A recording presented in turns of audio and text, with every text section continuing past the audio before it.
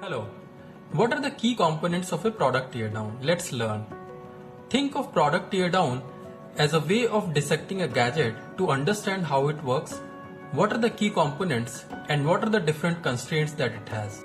Start by understanding the problem the product is solving. For example, what problem does Uber solve?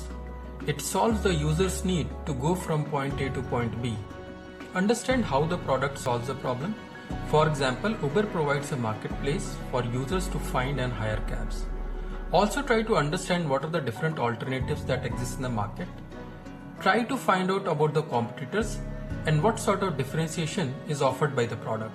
Understand the various user segments that the product targets and their needs and desires.